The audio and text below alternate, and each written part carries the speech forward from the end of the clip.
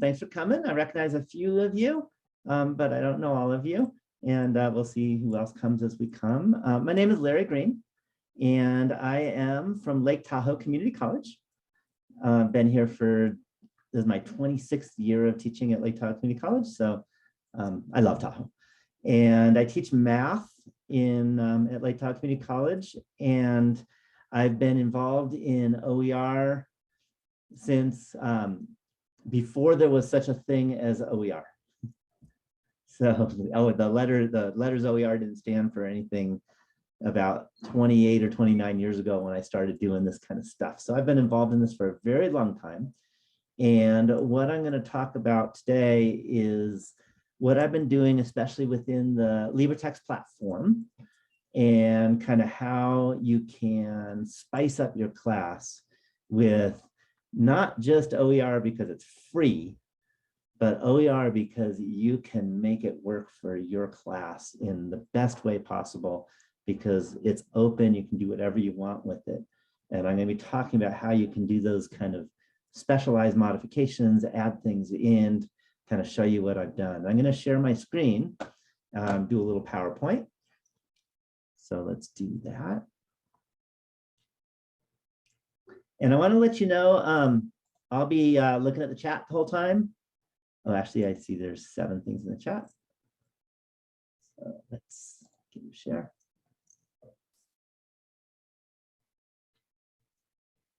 Oh, well, let me see the chat. There we go, chat. There we go. Let's see, anything important? Just no snow. Yeah, it didn't happen where most of you are. So I will be looking at the chat. So again, this can be very interactive. We can make it that way. And so if you have questions, I teach math. I'm going to show you some of the things that I've done in math, but you don't have to know. You don't have to know math. Maybe you can put in the chat box so I can get an idea of who's all here, what you do, if you teach math or if you teach something else, or if you're a librarian, or if you, I don't know, just doing nothing. But I'm going to show you how you can add things to your course, whatever it might be. So that's the idea. Okay, so it looks like you got different things. So I'm not going to scare you with math, I promise, because I'm not seeing too many math. I know a couple of you are in math because I recognize you. So we're going to kind of see what we can do. And let me, just a minute.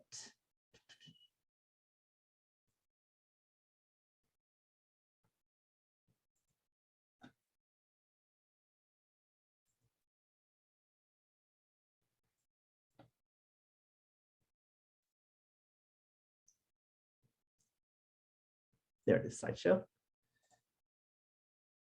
Okay, so now we can talk about it, and hopefully this will all work. So again, we're talking about LibreText, and it's all about how do you create interactive OER class content for, oh, you're getting speaker view.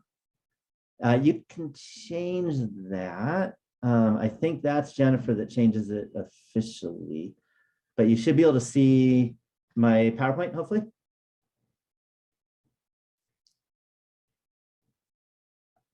Let me make sure. If any of you can't, let me know. Okay, because I do want to talk about, I want to show you things, although I'm not going to spend the whole time in PowerPoint. That's not what we're doing. Yeah, so let's check out the next slide. So what I'm looking at is the way I used to be as a student versus what we are now. In the old days, you got to class, they handed you a book, kind of looked like what we're looking at now, and whatever that might be. It worked for me, sounds great, but that's not how we are anymore. And our students, at least my students, and my guess is the students where y'all are too, they want more than just a bunch of words to read on a book. Okay, first thing, they want it on the internet. Second, if all you got is a book, they don't even look at it. Okay, even if it's OER, they don't have to buy it, they still won't read it. Maybe I sound depressing, but it's just the way it is. And I watch my students and I see that if all there is reading, that's not enough for most of them. They want more than the reading of the book. Okay, they want active learning. Okay, so today's student, they grew up with technology. They play computer games.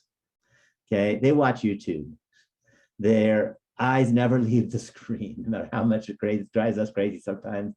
They are always looking at a screen, whether it's their smartphone or whether it's a computer, and they're not going to look at the book. So I wanted to come up with something that would work for our students. Again, we can't just say what works for us because that's not our students, at least for me. It might be, you might be young and different, but at least for me. So this is my solution. So my solution is I started with an OER book that was able to be put into LibreText. So I typically used OpenStax. Those were the ones that were out there at the beginning. And the OpenStax books work pretty well, but those are static books. Okay, they're mostly static. So I wanted to take those static books and turn them into more active learning and more multimedia. So I created videos for everything in the book. Okay, it's a lot of work, but if you don't want to create your own videos, you can use someone else's videos in whatever field you're in. There's videos for everything. That's what's cool about it. I'm also a computer programmer, so I actually coded a bunch of interactive activities. And again, you don't have to code your own things. You can find code that's been written by other people. Okay, and you're able to put things in. And I also coded games, okay, math learning games. Okay, I tend to use JavaScript. Again, if you're not a coder, that's okay, but JavaScript tends to work on every platform, so I like JavaScript, and it's very easy to pop into LibreText.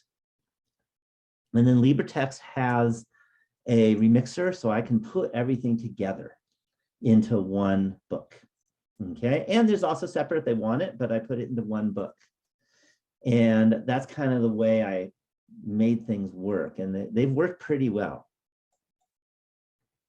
So one of the things, you have to look at is, was it practical? Is it something I could do? And is there any legal issues? Okay, so one great thing that I love about OER is not only is it free, but I can do anything I want to it. I don't even have to ask permission. I can make changes. I can change if I don't like a particular paragraph in a book. I can go, and especially in LibreText, I can go in and change that paragraph. I can customize it for Tahoe. Okay, you can customize it for wherever you might happen to be, but you can do that for your students. So you can customize it for your students and make it work well.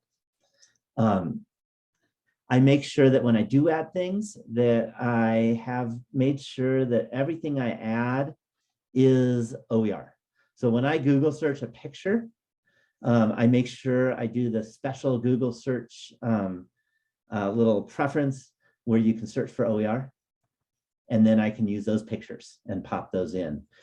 You shouldn't ever Google search a picture without thinking about OER and just grabbing that picture and putting it into an OER book, because that's against the law. So don't do that because you don't want to break the law. Instead, you can Google, or you can take your own picture if you want. That's sometimes much harder. But I just Google search OER pictures with the word, and then I can pop it in. And there's lots of, there's lots of different places you can find images too. I tend to use Google, but you can use other places too. But I use Google with OER. That's important. Again, I use the OpenStax book. It's static, but one of the great things about it is accessible. So I don't break any laws, okay, in terms of accessibility laws. And I make sure that if there's anything that I do that's not accessible, that there is two options for the students. They can go to the OpenStax book, or they can go to what I've created. And some of that involves games and visualizations and stuff. And I do my best to make them accessible, but there's some things, especially in math, where it's just not possible. But that's okay because it's not a requirement. And if it's not a requirement and they have a plan B, that's allowed. And I'll talk about that in a moment. And everything I create, just to let you know, is CC BY. And it's free. If you don't know what CC BY is, basically what that means is that you can use it in anything that you want. And if you're using a LibreText, it automatically has my name on it, and that's good enough. Okay, so, and you can edit it, you can change it, you can do whatever you want with it. Okay, so it's CC stands for Creative Commons, by the way. Okay, so again, I don't know all your backgrounds with OER. I figure if you're in an OER, if you even went to this page, you might have heard the words OER before, or you probably wouldn't even known to go to this talk. But that's something I'm not going to get in all the details of Creative Commons because we can only do so much in an hour. But let you know what I do is you can make it work. So as I mentioned, I was really careful about accessibility. I'm not going to read all the details of this, but I went to our Disability Resource Center, or accessibility, now she calls herself the accessibility director, and talked to her to make sure that what I was doing was accessible, because by law and by the right thing to do, you have to make sure that you have accessibility.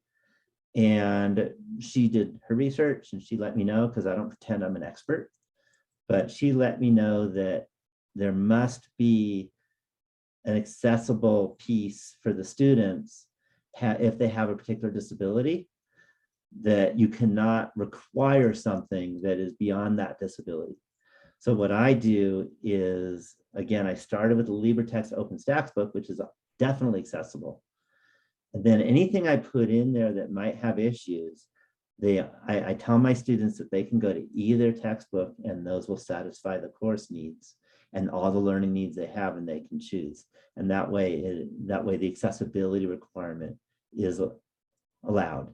Because as we're going to see, some of the things I have are very interactive, and interactivity and accessibility has all kinds of issues. But if it's not a requirement, and if there's a second choice, then that's allowed in accessibility, as long as the learning is there for a second choice. But I'll let you know, every video I create, I put on YouTube, and then I go to the YouTube editor, and I fix all the issues with the closed captioning. So YouTube, for example, does not capitalize anything or put any punctuation. And there's a few other problems. So I don't trust YouTube, but I trust YouTube Start. And then I go in and I change all the things that need to be changed so that it's accessible. Okay, so all my videos are accessible. Okay, I do my best. Okay, and again, I'm always happy to answer questions on that. But it means that, again, you can use whatever videos you're using, but make sure they're accessible. And if you're making your own, again, make sure that you have them all closed captioned, and make sure that the colors is right and stuff like that. Okay, and again, there's good transcripts. There's nothing perfect for transcripts. And that's why I always go to the document and fix the little tiny things. And with math, there's sometimes that it can't handle, even like lowercase and uppercase for math symbols. That needs to be fixed. For X, for example, it can't be capital X for math. For whatever field you're in, I'm sure there's issues also. Okay, and again, whether it's AWS or YouTube or whatever, you use that and then you modify what you need to do to make it just right. And I'm a perfectionist. So I'm not okay with even one little word wrong. Okay, I get it so that it's correct. Okay, so here's the tools that I've used in LibreText. Okay, and I will let you know there's a lot more tools. These are the ones I use. Okay, so the first tool, which is really important, is the remixer. And I'll show you that. We'll play with it. What that allows you to do is that allows you to take possibly multiple books and combine them. So that's really important for customizing an OER class, so that you can take everything, you find a book, it's got everything, but it's just missing these two sections. So then you find another book with those two sections. You can take those two sections and you can put those sections right into the book that had everything but the two sections, and then give it a title of book and put both authors or something like that, and then that's your book for your class. And then that's online and students can get into it, and that's the remixer, and it's pretty easy to use. That's one thing I love about it. There's also an editor. So what I do is not only do I remix a book, but then I go and make things better. So there are some things, maybe some vocabulary that I'd rather have a little bit different. So I change it. I can actually customize, word problems and put Tahoe in there. And my students feel good about it. Okay, so that's another thing that I do. All kinds of things. I can also, once I've remixed, I can embed an item. And that is in a page itself. And I'll show you all this in a little bit. I'm going fast through this so I can actually show you how it all works. But in a page itself, I can take like an interactive activity, embed that activity right into that page. And the students will think that they're reading the book and it's just in there, even though it's what's called iframed in via the LibreText embedder. And again, you don't have to know the details of what iframes are all about, but it allows you to put things from other sources into your book. I can also, as I mentioned, I'm a coder. So I've coded all kinds of activities and games, and I can embed those activities and games directly into the book. So as they're reading an OpenStax book, not only are they getting what's in OpenStax, but then they get something that I've written in JavaScript. And again, I use JavaScript for that. And then they get to do it as an interactive activity instead of just static reading. The other thing that we can do, there's something called the adapt system.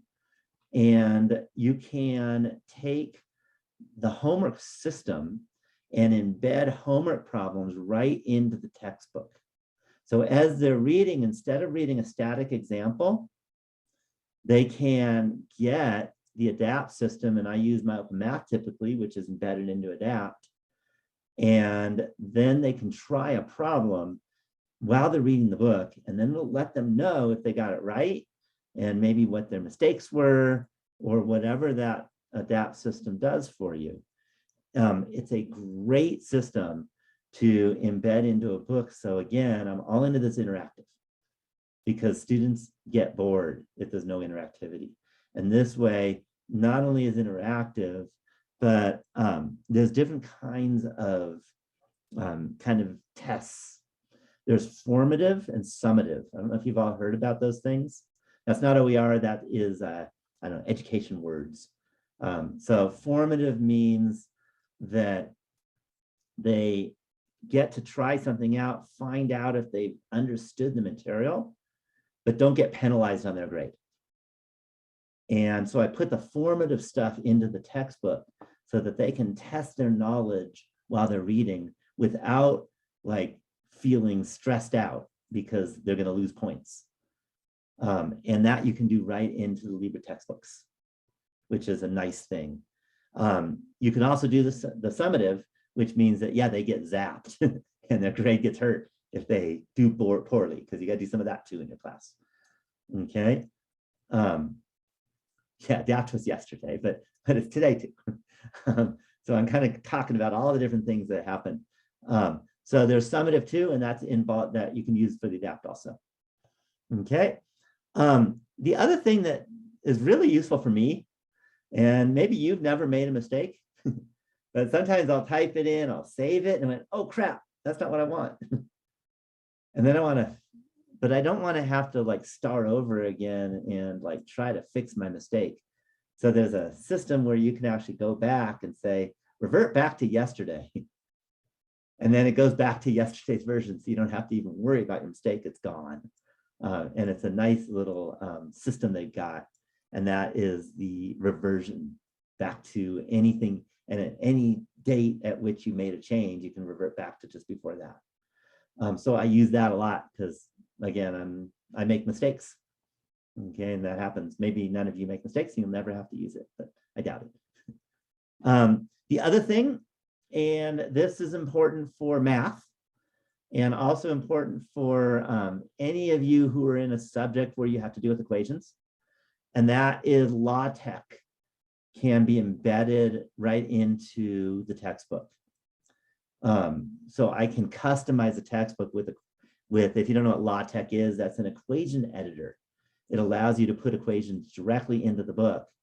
And that way I can put my own equations in for my examples, whatever. And that's important for math, also important for physics, might be important for chemistry, probably not so important for sociology. So again, I'm just showing you some of the things I use, and you're not going to use them all, but you're going to use some of these possibly. So again, I'm opening this up. If you have any questions about anything that I've talked about, I'm going to go over showing you these things in a bit. But pop in the chat box or just ask, and I'll be happy to answer those questions. But I want to kind of talk about what I've done and what works for me. Okay, so now let's play. Because now I want to show you what it all looks like instead of me just talking in general about what these things are. I kind of want to show you what an interactive book can look like. And then I'll show you the details of how you make things happen too. So let's go and escape that one. And then I want to reshare, new share. There we go.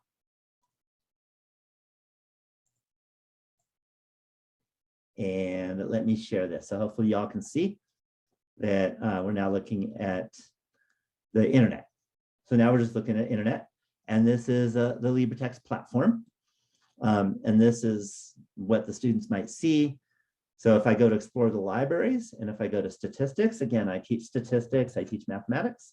Those are the two things that I teach. You'll see that there are different choices. There's bookshelves. And just to let you know, if you go to bookshelves,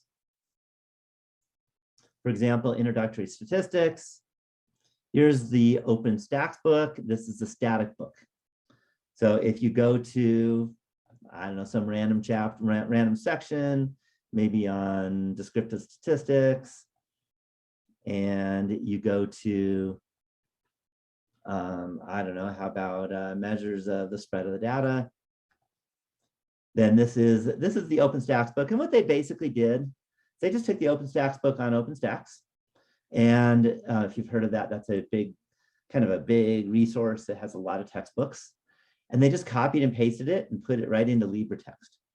And that's it. But you'll notice it's just reading. It's very non-interactive, but it's 100% accessible. No problem with that. And a student will just kind of read through and read through and read through and read through and read through. It has pictures, but that's reading also. Okay. And you'll notice, for example, in this book, it uses the TI-84 calculator, and it has pictures of the TI-84 calculator, et cetera, et cetera. And that's the book. Okay, nothing too exciting. My students will never read it. Just because it's not interactive and they get really bored. Okay, maybe your students are different, but I doubt it. And I'm talking about most of my students, not 100%, but I'd say 80% won't read the book if this is what it looks like. So what I did, now let's go back, is I created a customized version of this book. So I'm going to go to my bookshelves, I'm going to Lake Tahoe Community College, and I made a customized version. And not only to make a customized version, I made a customized version, and then I remade it. So I first made a customized version with multimedia interactivity, and then I realized that I could do better than using the TI-84 calculator. So what I did is I created a fully customized version of this book with my own customized version of the calculator.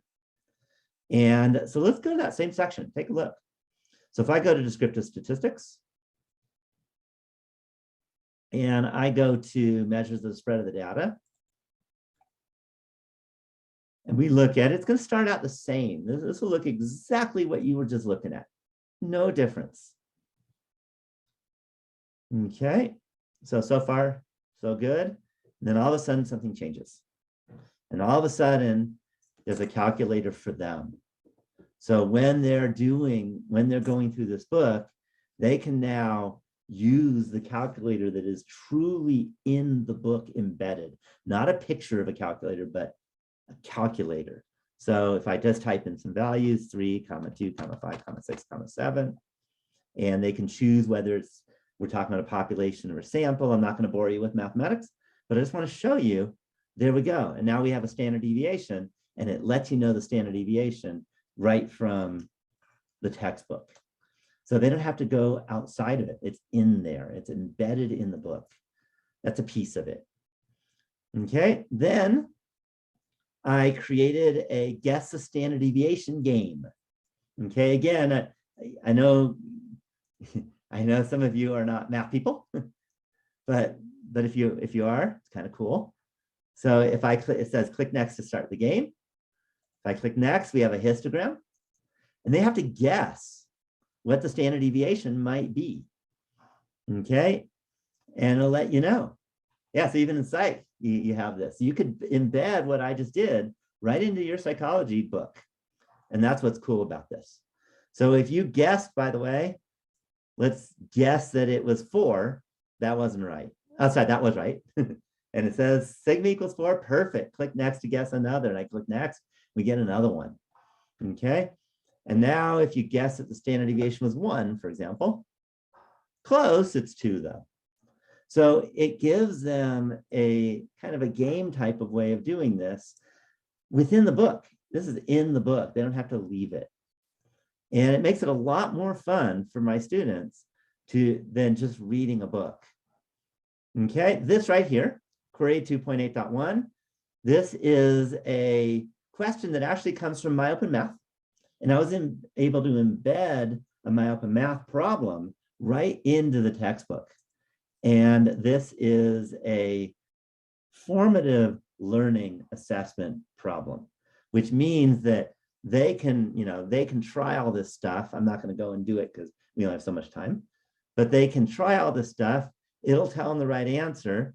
There's even a little link to the video that comes with this problem, because literally this goes right from MyOpenMath, and that had a video link in it. And they can try a similar problem, they could submit, etc.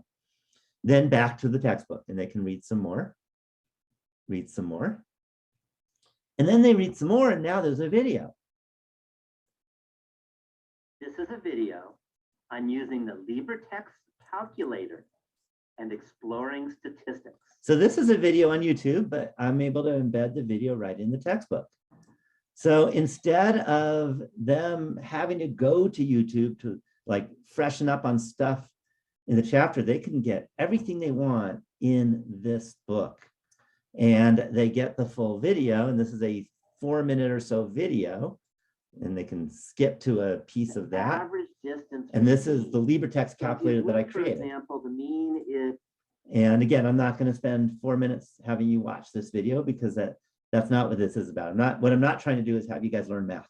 I want you to see what you can do to create a book. And this is the kind of the final version of the book. So there's a video and then more stuff. And you'll notice here's more calculator. Okay, so this is more calculator. There's no TI-84 here. This is the calculator that I programmed that you can use, by the way. It's all OER, and it's embedded right into the book. So as they're reading this book, they can now do it with midpoints and frequencies. And they can put in the numbers. It'll give them the midpoint, the mean, standard deviation, the 5-point summary, and the sample size after they hit calculate. Okay, here's a z-score calculator. There's a quickie, so I can do this. So for example, if x is 5, if the mean is 9, and the standard deviation is, say, 1, they calculate, and the z-score is -4 for that. Okay, so very, very quick to be able to jump in and use this. Okay, and this is, again, the calculator right in. If you want them to use the T84 calculator, I made a version of this book, which I showed you, that doesn't have this. It has pictures of the T84 instead. And the videos use the T84. So this is an example of a section of the textbook. Any questions on what this could look like? Okay, and I did not write the book. That's what I like about OER, is I don't have time to write the full book and do all the programming and do the videos and do the calculator. It's a community. It's a community. This was written by Barbara Olowski and Susan Dean, actually, who I know, but that's just kind of randomness. but they wrote the book, and then we got it. Okay, correlation interactive. By the way, I created that too. There's full correlation interactive stuff that I've got in there too, and you might have it in their psychology, which is awesome too. Okay, but this is a team.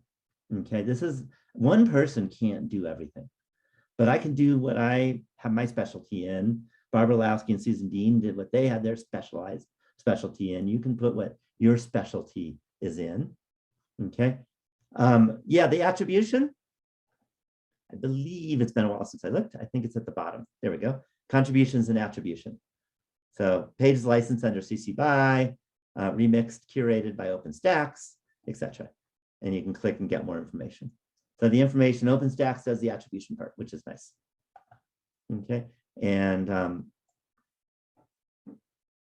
so that's the attribution stuff. There's also the text OpenStax and CNX. So you get that's all in there, and I let OpenStax do it, which is nice. Okay. If you want, you can modify and put my name on it. It's technically CC BY, but I'm not going to sue you if you don't put my name. Just let you know that. I'm not that way. But you're probably not going to, you may not use this exact section, especially if you teach something else. And I'll show you, just to note, this isn't just statistics. Let me show you what I did for calculus. So I can jump into calculus now. Let's go to that one. There we go. So this is a mathematics page in LibreText. And I teach math and statistics because they kind of go together well. And last quarter, I had a sabbatical. And I love sabbaticals. And just to let you know, my sabbatical, and I'll show you what I did. If we go to learning objects.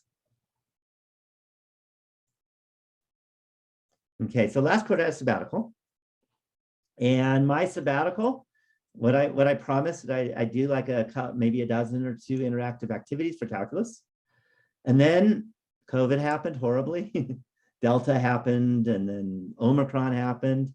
And honestly, I was bored as hell. I had like nothing to do.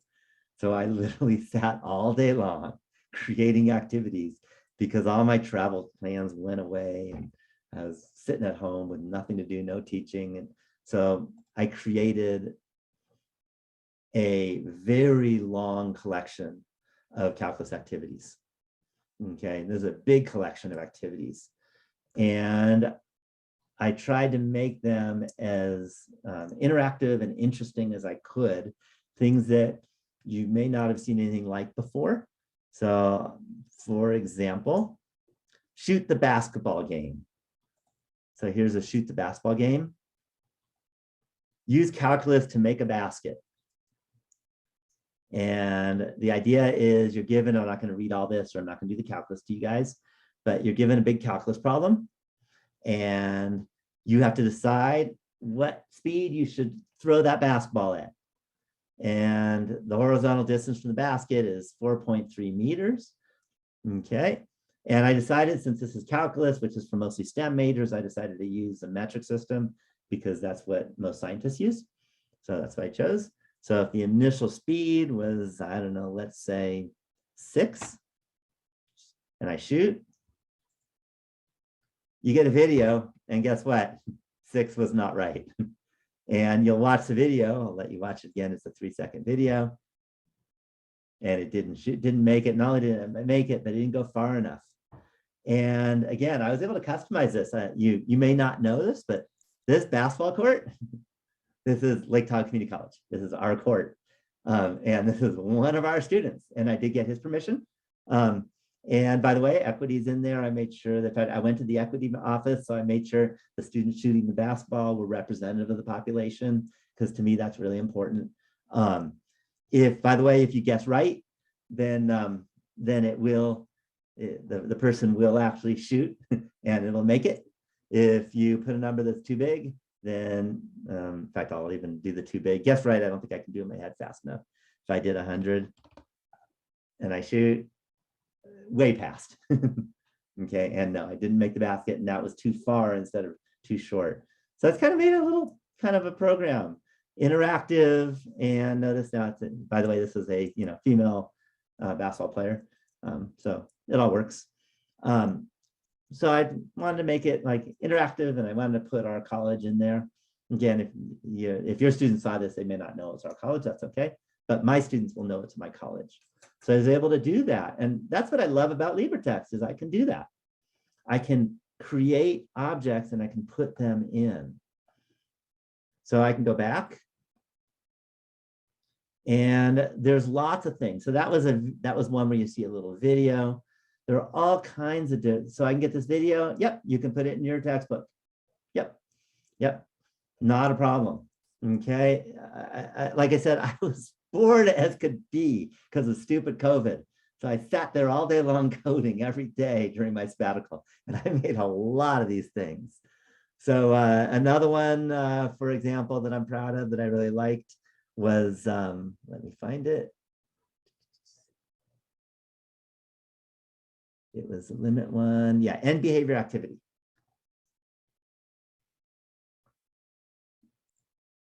So you have to decide what limit this is, if it's negative infinity, infinity, or does not exist. And by the way, your goal is to find the pot of gold at the end of the creatively shaped rainbow. Okay, a function will be provided to let you know the shape of the rainbow, and the pot of gold will either be at the left or the right end of the rainbow. To accurately find the pot of gold, you must choose the end behavior, that is, find the limit. Okay, and then it'll let you know. So in this case, if you look at this guy, and if we get it wrong, let's say you thought it was negative infinity, and we draw. Here we are waiting for our pot of gold, and sorry, you didn't find the pot of gold. The limit was -2, not negative infinity. Okay, on the other hand, if I got a new problem, so if I look at that one, if we take the limit as x goes to negative infinity, that one does have one, that's 0.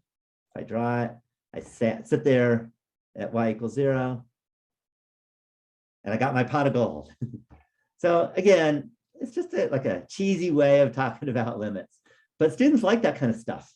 Okay, students like something a little bit different, and they've done some studies on education, and they have found that if they do something a bit goofy, which is interactive and multimedia and that kind of thing, they remember it longer. Okay, so do you have to go to the editor or look at JavaScript? So let me go and jump in there. So let's do a quick remix. Okay, so now let's go and do a remix. So I am going to do a, under tools, I'm going to do an OER remixer. And let's suppose you're on the semester system. We're on the quarter system, and you're on the semester system, and I'm not going to do all the details because it'll take too long. So I'm going to write semester 1 calculus. So that's going to be the name. So then what I'm going to do is, and again, I'm going to go through this fast. You're going to do a lot more details than I'm going to go through, but I'm going to go through campus bookshelves, Lake Tahoe,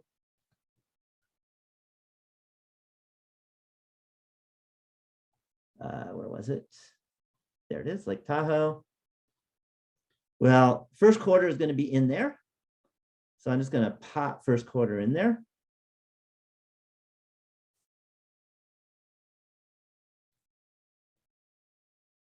And let me just merge the cover page. I'm not doing all the details of the remixer, but there's a whole talk on that. And then second quarter, let's suppose that you also do some more stuff in your semester. You do integration, just the beginnings of integration. So let's pop that in.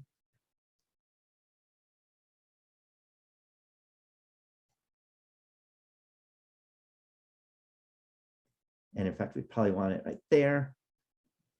And let's say you also do applications of integration, but you don't do anything else. I pop that in.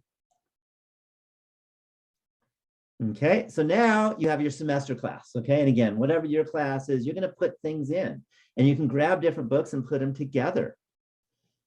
Then I just go save to server. And save the server again. I got to change the title. Whoops. So let me go back.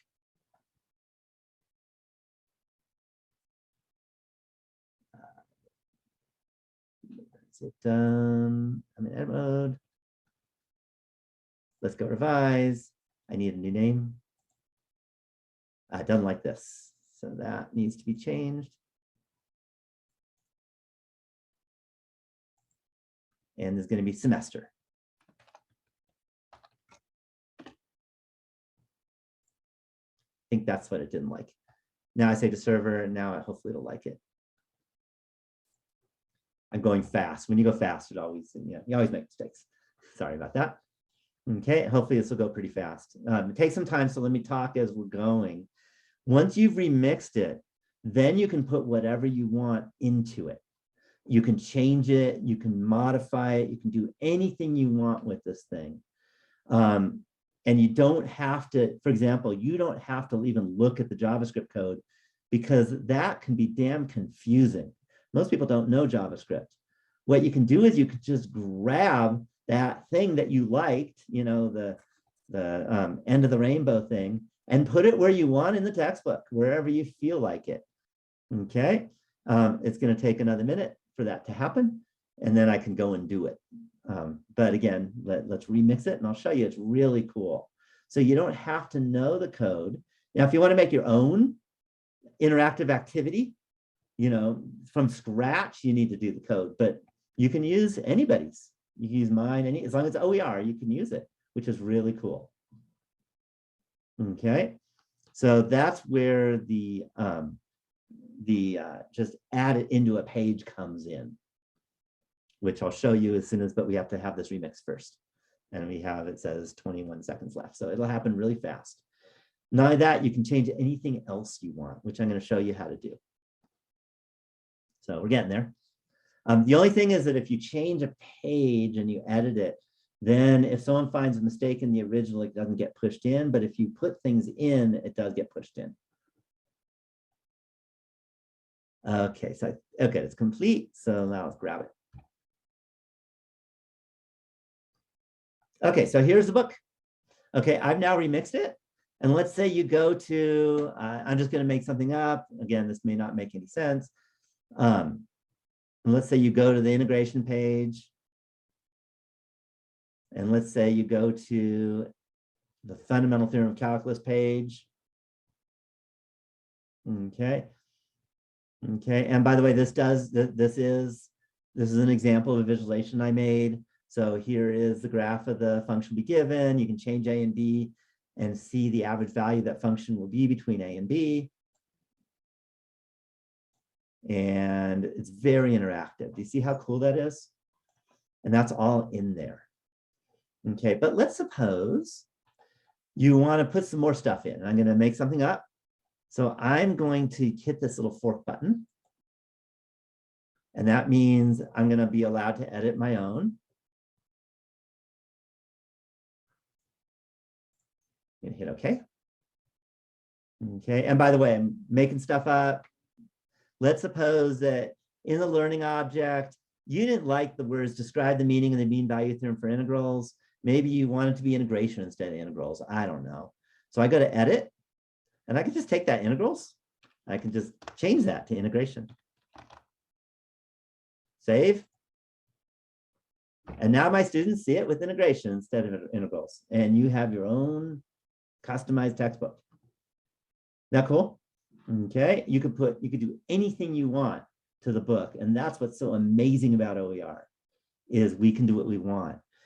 For example, let's suppose right over here somewhere in the book, we want to put something in it. I can go back to edit.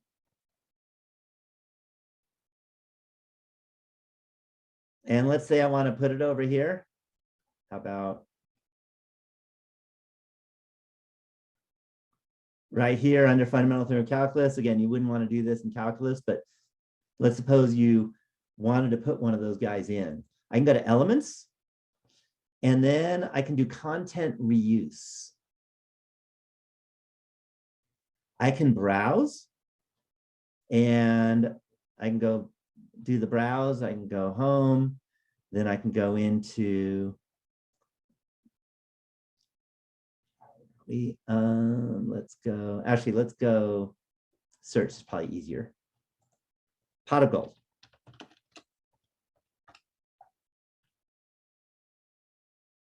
And that's the end behavior activity. I click on that. I insert. I save.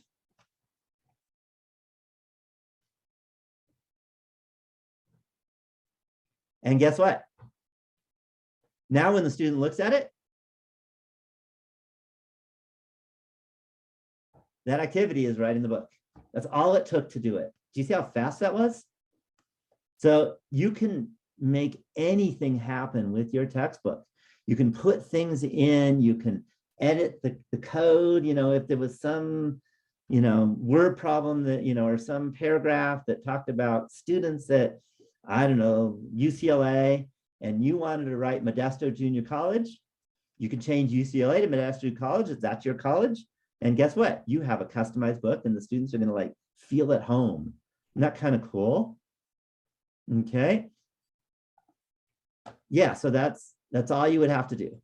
So let's see, there were some questions. If I wanted the video basketball shots, then I would copy the whole page from my book to the textbook, edit everything to keep the video, and add your content. Yeah, if you wanted to change the videos that I used on the basketball shot to your college, actually, that's a little bit of work. Then you have to go to the JavaScript stuff. You're probably gonna need my help in that one. That's not easy, but if you just wanted to use my interactive video thing and be okay that it was my students shooting a shot, that is exactly what I just did, except you go find it with, that's with the search on that one. And that's how you would do that one. Yeah, so if you want a YouTube video in there, let's say you went to YouTube, and let's just do that. Let's say you wanted psychology statistics.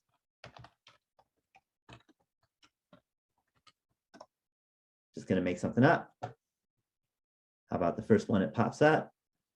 I don't know anything about this particular video, but you can just go share, copy, and then you can go in, and again, we can edit this page.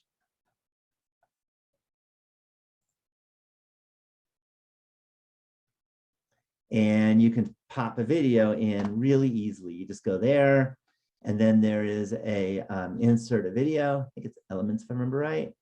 Video. There we go, insert video. Now your video is in there. And by the way, if it's too big, you can make it smaller.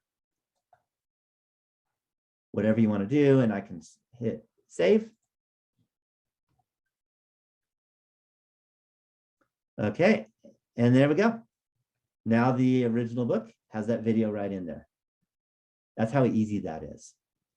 So what I did is I created a book for my classes, okay? Now the good thing about calculus is that most of it's the same anyway. But again, if you're semester systems, you'll probably put together. All right, let's see, there were some questions here. Let's see if I can read it. Yeah, so if you want an interactive video, that's what you do. Yeah, if you have a programming background, yeah, so they also have other programming frames besides JavaScript. I tend to be JavaScript, but I've done a zillion other languages too, but JavaScript I use because it just works with every framework. That's why I like it. But I've programmed in everything. So yeah, you can insert it. They have the Jupyter framework, and the Jupyter has, I think, Python, if I remember right, and maybe a couple others. Delmar, maybe you can fix it if I'm wrong on the Python thing, but it's got Python. I will, let me jump in there. The Jupyter Notebook system has 30 different languages that you have the potential in order to integrate into your book.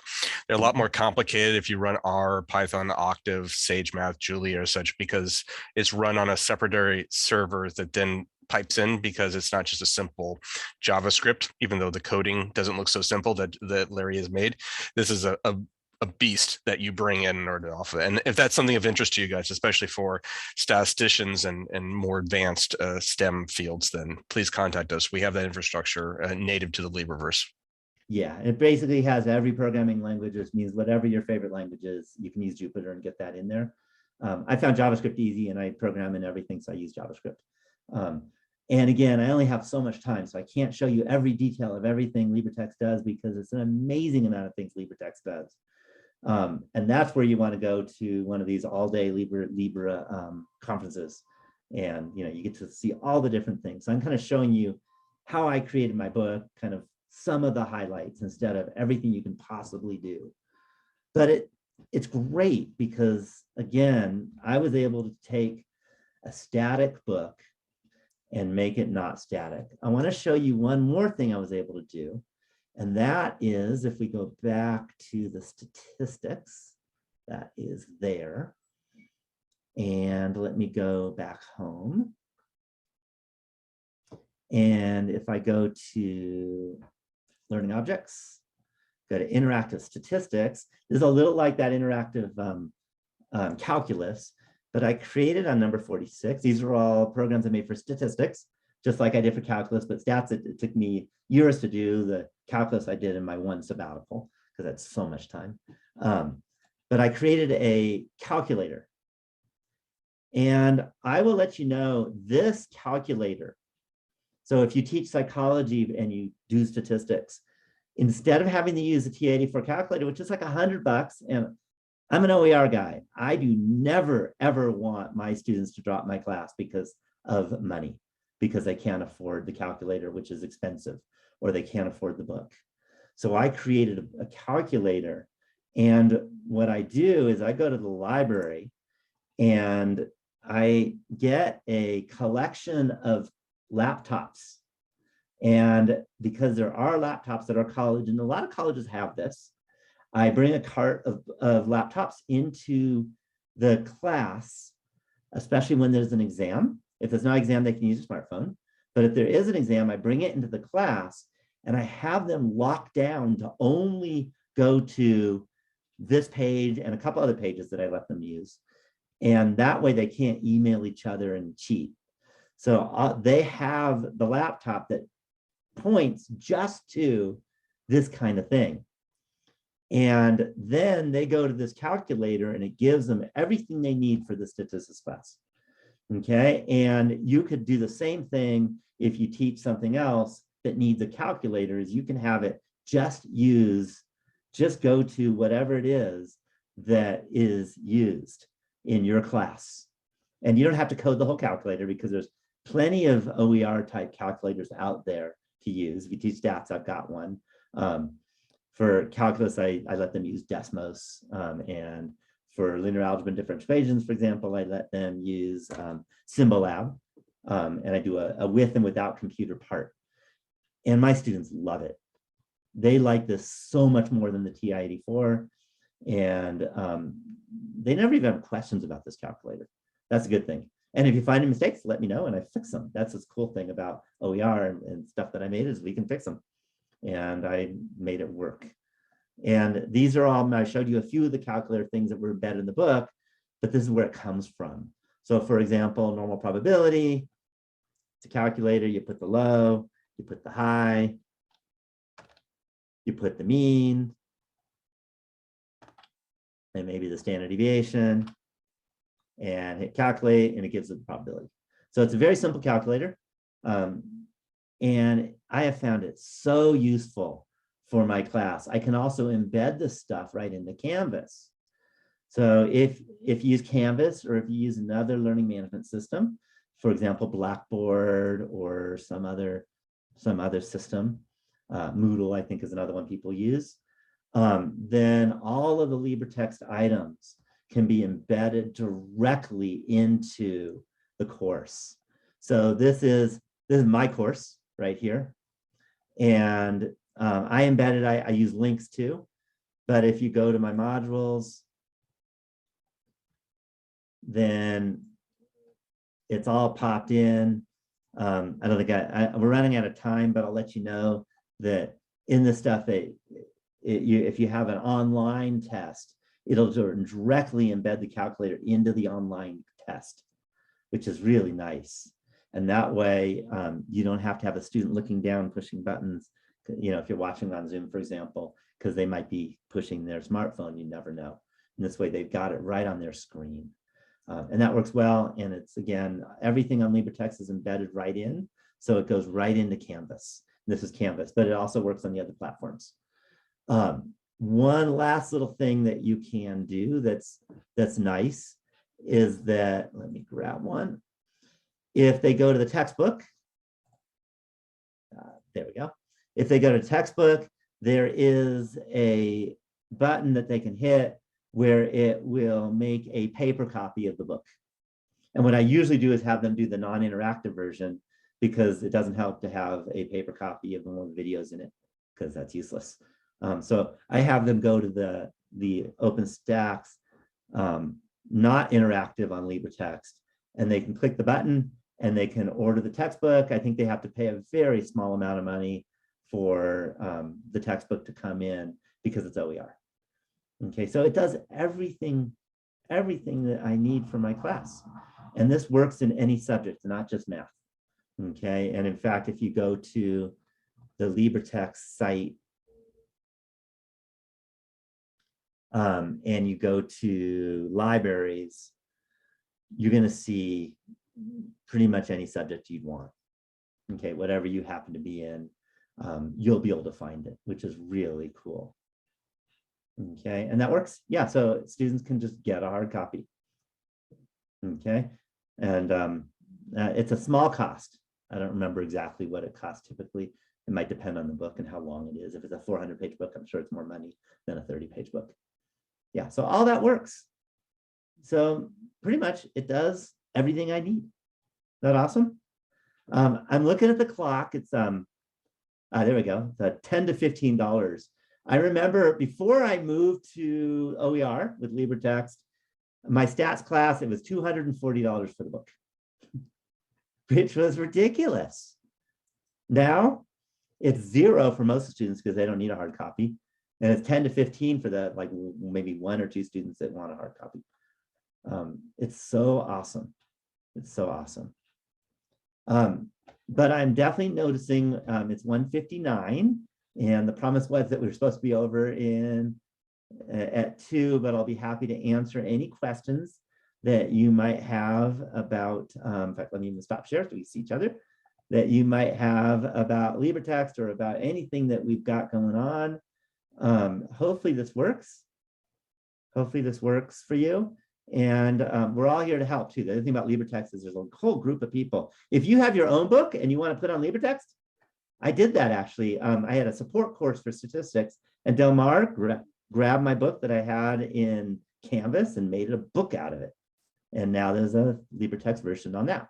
So we can even put books that aren't in there and put it in.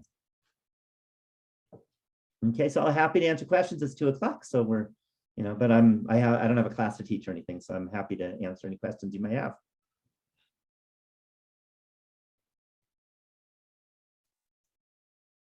Hi, Larry, can you hear me? Sure, yeah. So let's say, is there a way to, how would you know that your students are reading the book? Is there something to track that, or do you assess them via Canvas, or what's your method? I don't make this I'm not sure maybe Del Mar knows. I don't think there's a way of tracking the students. Actually, there is. Oh, is there? Yeah, so this will be released, and that's the learning analytics infrastructure, and that's part of the dashboard that will be part of our commons that we're going to be releasing this summer. So you have the ability, in order to flip a tag on your book, in order to make it so students have to sign in order to view your book, and that gives us a mechanism in order to evaluate it if a specific class is actually interacting with the book. It also then goes forward in order to be able to track if that student, which students are reading which pages. If you want to do that, and then we collect the data. We want to make sure that you're the instructor of record, or you're doing an appropriate study with appropriate IRB approval to tap into that data, because we don't like want this data, but yet it's there. And that can go in, and then we have the instructor of record dashboard that you can then use. It's more powerful because if you actually have our adapt homework system coupling with that, I'm not sure if Larry got that before I stepped in here, you then have the ability to get two data streams, how students interact with the book and how they interact with assignments, whether those assignments are embedded in the book or they're directly in adapt. That will give you information on guiding your pedagogy, evaluating at need students, and you can also use it as a mechanism to evaluate the efficacy of your book. That is, you built something and ask the students, did they actually learn from it? Because that's the true metric of success of a book, not how pretty the book is or how many JavaScript codes, even though they're beautiful, that Larry has created for your book. And 99.9% of all OER and commercial books don't have that metric of efficacy established. That will be available this summer for people to be able to run with it. But we've been testing it out for several years already in various forms. Great, great. I like that. You know, the funny thing is, if you ever ask if something exists, Del Mar will always say either yes now or yes in a couple months, because that's kind of how LibreText is. It's very, Del Mar listens and makes things happen. Other questions? That was a really good question, though. Other questions?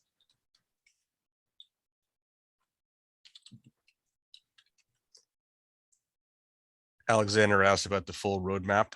That's a complicated mess inside my head, and various sub teams, and we have about 10 sub teams focusing on different aspects from different grants and things like that know their bits and pieces of that, but unfortunately I'm the only one that has everything in my head, much to my displeasure in terms of trying to have space off of there. But if there's anything specific that you're interested in terms of whether it's the advancement of specific techniques, specific books, the analytics infrastructure, the accessibility infrastructure, the harvesting, how our LibreNet consortium works off of our homework system, our accessibility, etc. I can certainly share with that at any point. So it just changes too much. As when someone emerges with a new technology that comes out, like what Larry comes up with, we want to grab that and put that in there. And sometimes a new technology is just like, this is just, we need this now. Let's focus on bringing it in off of that. So, yeah. Yeah, great. Again, like there's so much. Yeah, web work. So web work and my open math have been incorporated, kind of somewhat merged into the adapt system. So if you like both, you can actually do a combination of the two. It's kind of like, that's new. I think LibreText might be the only place that you can actually do that.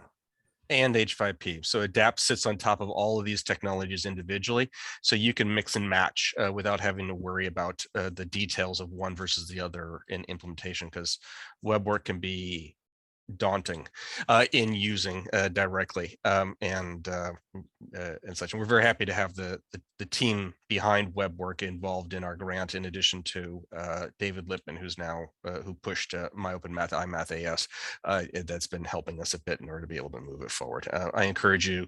There's a video that'll be online on Adapt that I gave yesterday that goes through a lot more details. I just need to be able to upload it, or we'll upload it when we make the YouTube stream for this Open Ed week. So great. Other questions?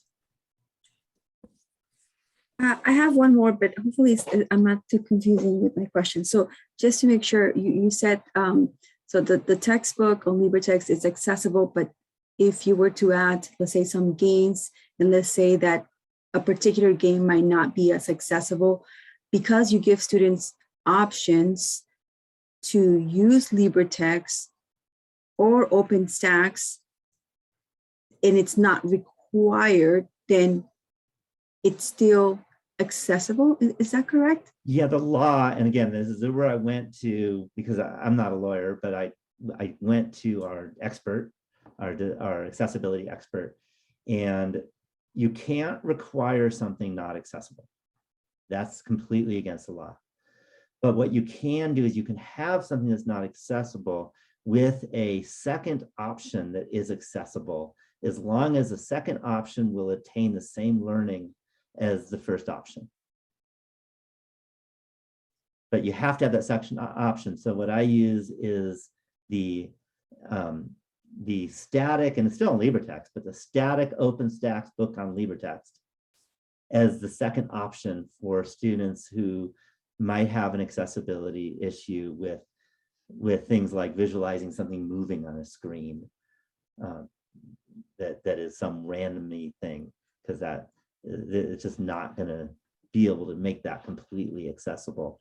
But if there's another way to learn the same thing and you have that as a second option, then that's okay. What you can't do is require one of the inaccessible things. That's not allowed. Got it. Thank you. That was very helpful. I will mention briefly something that Larry said is 100% solid. We wired that into Adapt so that if you have a question that is not accessible, like the vast majority of H5P questions are not accessible to the visually disabled.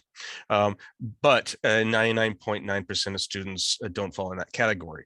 We have a system up that will deliver the inaccessible question, and then if a student requires it, we can then switch to an ancillary non-accessible question. So it's part of our technology in order to be able to address these things, so that you can capitalize on things that are very powerful and beautiful, like Larry's infrastructure, but then have the ancillary components in order to be able to handle it, even though it's difficult or in some cases impossible, in order to be able to make certain things accessible off of that. So. Yeah, other questions? Great questions.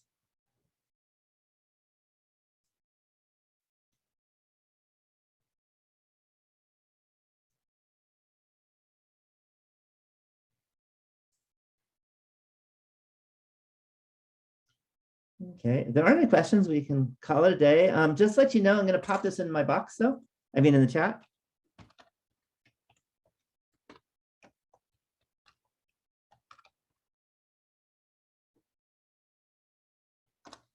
That's my email.